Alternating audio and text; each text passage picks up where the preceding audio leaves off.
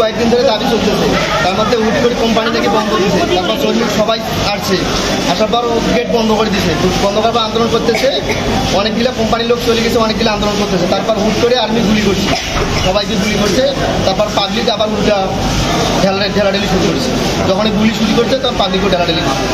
শান্তিপূর্ণভাবে আন্দোলন করছিলাম, তখন বাংলাদেশ সেনাবাহিনী ও পুলিশ এক নারীকে অবিচারে মারতেছিল। তখন আমরা সব শ্রমিকরা যখন এগিয়ে যাই, তখন তারা নির্বিচারে আমাদের উপর গুলি চালায় এবং লাঠিচার্জ শুরু করে এবং ইট পাথর এগুলো দিয়ে অনেক ঢেলাঢেলি করে, যার কারণে গুলির আঘাতে 3 জনের অধিক মারা যায়। প্রথমত 2 জনকে ব্যবসার হাসপাতালে নেওয়া হয়, তারপর থেকে ওইখানে কাউকে ঢুকতে দেয়নি।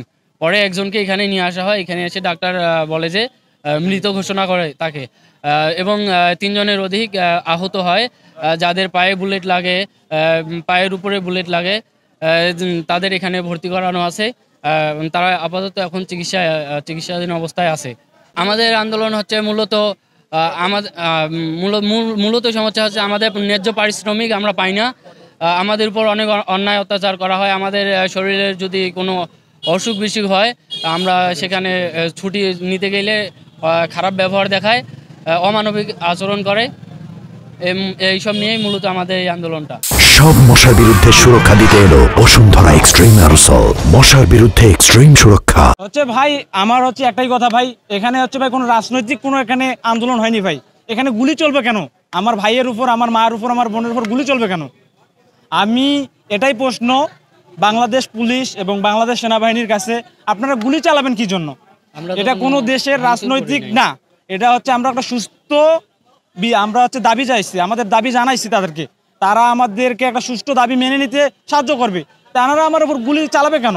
বাংলাদেশ সেনাবাহিনী এবং পুলিশ আমাদের গুলি চালাবে কেন? সকাল আনুমানিক 9টার সময় আমাদের এখানে কিছু জরুরি বিভাগ কিছু রোগী আসেন, আনুমানিক 6 জন।